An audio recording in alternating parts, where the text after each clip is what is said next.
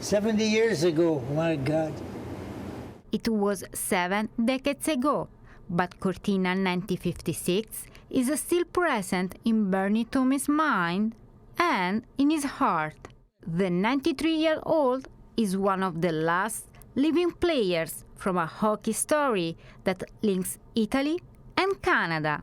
In 1956, Cortina d'Ampezzo, Italy, hosted the Winter Games for the first time. To build a competitive hockey team, the federation looked overseas, identifying players of Italian heritage raised in North American leagues. I did all right.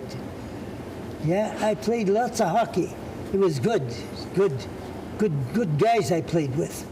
Alongside Bernie Tommey were 5 other Canadians on the Italian Olympic roster: Aldo Maniaco and Carmine Tucci from Sault Ste. Marie, Ron Furlani from Sudbury, and Carlo Montemuro and Rino Alberton from Niagara Falls. These 6 Italian Canadians came to be called the Cortina Canadians. These guys didn't go to Italy because of the money, even though the money was very good.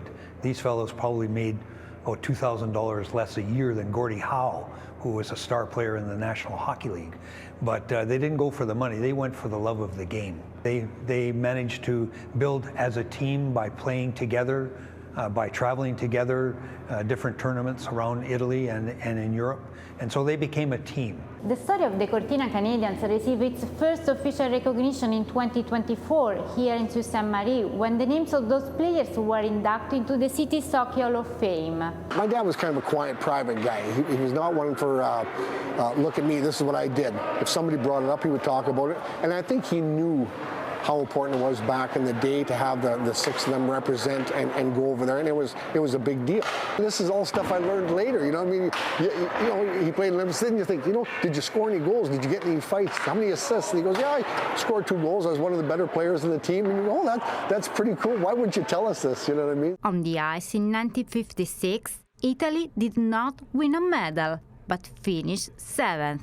The Cortina Canadians bringing the best Olympic result in the history of Italy's men's hockey, even until today. When I was playing, I was fast. I was really fast. Yeah, one of the fastest guys on the team.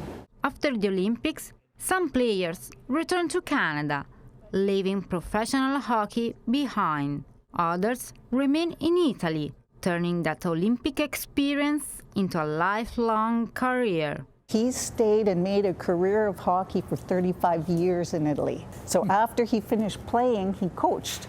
Hey, Bernie? So he coached all over, first in the professional league and then the semi-pros, Italy too. I hear it all from stories from other people. Oh, your dad was a hockey player, he was a good hockey player. And you say, oh yeah, but I never got to see that part of his life, because that's, once he finished hockey, he was in the Olympics 56.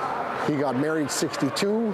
Hockey was done. You're going to start another life, raise a family, got to go to work. For Bernie and the Cortina Canadians, the Olympic moment may have passed, but its meaning never did. When we were kids growing up, we knew my dad was in the Olympics, but it's just, okay, my dad was in the Olympics, maybe everybody's dad. We didn't know what was special about it. You got to get in and work hard. You got to get in the corners and work hard. And tomorrow we show you how strong the bond with Italy remains, even for those born and raised here in Canada. In Sault Ste. Marie, Silvia Pontecorvi, OMNI News.